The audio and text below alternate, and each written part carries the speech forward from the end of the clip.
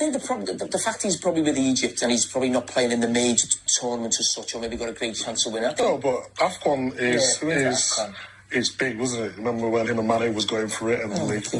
At this stage, Jamie said AFCON is not a major tournament. Listen to what Rio Ferdinand said and listen to what Mikel Obi said.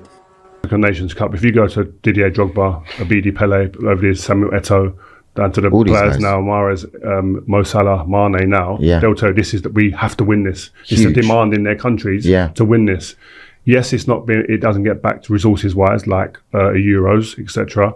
But doesn't that mean that you have to devalue it? It's a continent of huge power, a continent that contributes to European football through players immensely, massively. Like the amount of players that are representing football clubs in Europe and winning things from the African continent is like crazy. You know, it's a ridiculous number of players. So it should be respected more than it is. Yeah. But what I would say is because of the lack of resources that are put into it. And listen, we've had some African players that come out and have actually canned it for the lack of resources and hotel rooms and what goes on, flight issues, etc. Yeah. So then obviously the narrative then from the media becomes, it's like it's a Mickey Mouse tournament, but it ain't.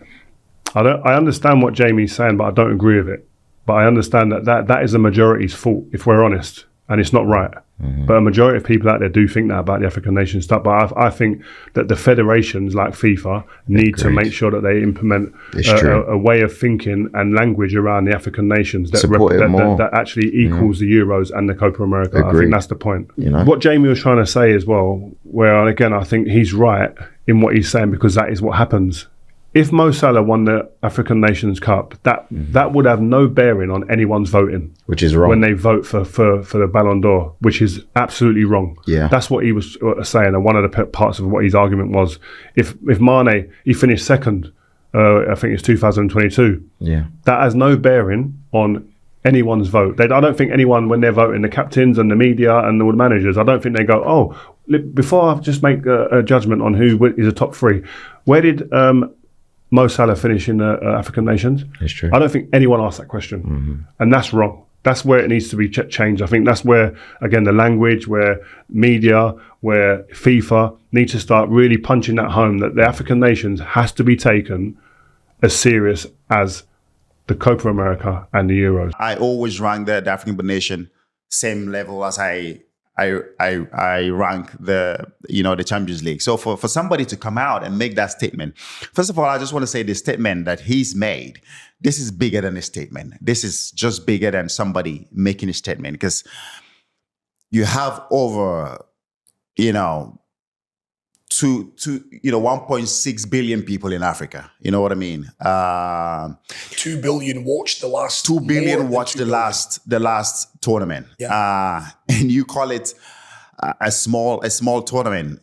It's so disrespectful what he said, and this is coming from somebody who never won any, major international competition with England. He has to play to win, and he never did both.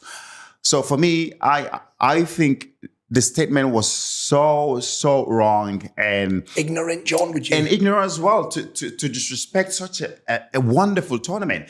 We talk about African players coming into the Premier League to play in the Premier League. The Premier League, it is what it is today because of players from Africa, players from South America that come into the Premier League to make the Premier League what it is today. Diverse is a diversity that the Premier League has that's made this tournament, the Premier League, what it is today, the best league in the world. Completely. And it's because of players that are from Africa, players that are from South America, players from Europe.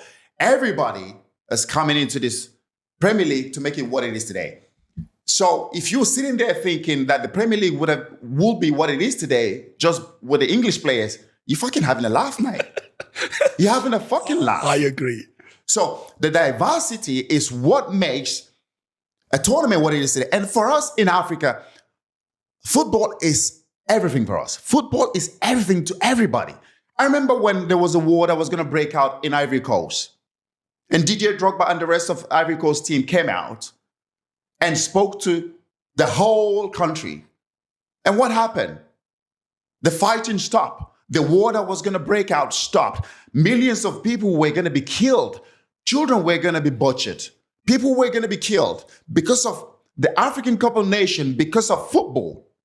Yeah.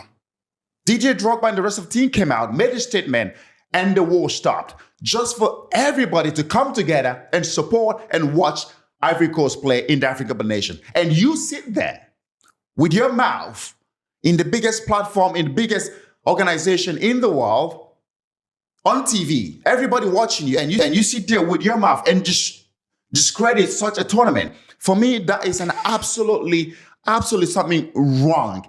His statement is so wrong, and I hope that he will come out and make a massive apology, because he owes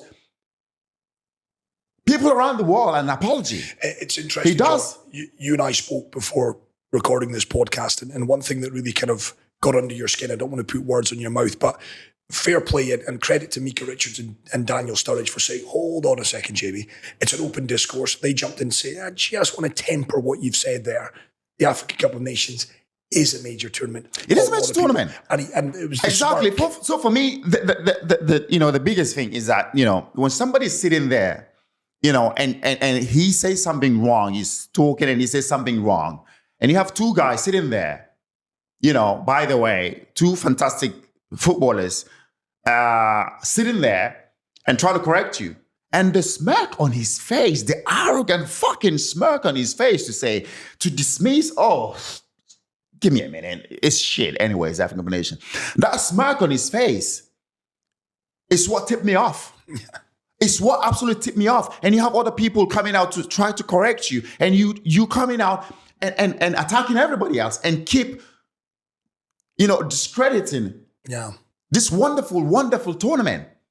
I'm lucky enough to win the African Cup of Nations. I know the blood and tears we shared to be able to win the African Cup of Nations. If you ask a player like DJ Drogba today, fantastic player, fantastic team with Ivory Coast, did not get to win the African tournament. It's one of the most difficult tournament to win. And to be able to do it with your national team is absolutely fantastic. And for somebody to come out and say that, somebody who never won anything with England, to come out and make such statement. This guy says so many things on TV. Never won the Premier League, analyzes teams and tell them, they have to win the Premier League, but you haven't won it. Yeah. You don't know what it takes to win the fucking Premier League. You don't know what it takes to win, with your national team. You can't discredit such a wonderful, wonderful tournament that, people in Africa die for the African Cup of Nations. Children, kids grow up watching their idols, watching their country, supporting their country. Because the African Cup of Nations is what inspires them. The next generation, the influx of African players coming into the Premier League, coming to Europe to play, is because of they grew up watching the African Cup of Nations. I could be wrong on this, John, and I'm speaking very much to Jamie now. I would wonder if he's ever been down to Africa to actually attend after this comment. I don't think you will ever be welcome to go to Africa. There's no chance. Educate oneself, because I think, and I've seen and I've read an awful lot of the comments based on what Jamie said, and I think one of the issues that I would certainly raise is the fact that I've seen a lot of people say, but he makes a valid point. I've seen a lot of outrage, but I have seen a lot of people have said, well, he made a valid point about the structure of the African tournament or the African football. Yes, we can sit here. I've always said it on this podcast. I've always said it. I've always been honest here and said it. That yes, the corruption is there. The higher authorities can do much better. The federation can do much better if our football is being run properly. Yeah. If the people in charge run the football properly, everything is in structure. Yes, do you think the players from Africa would be rushing to come down to Europe to play? No, they wouldn't, because we celebrate, we worship, we enjoy our football back home. But the physicality, the power, the speed, the flair that we have in our game that we bring to the Premier League. The players like Jejo Kocha that everybody tune in to watch. The skills that he brought to the Premier League. DJ Drogba, the power, the power, the goal scoring. Michael Essien, the power. What a player. George Weah, Yaya Toure. Unreal. Our generation, what we helped to grow the Premier League.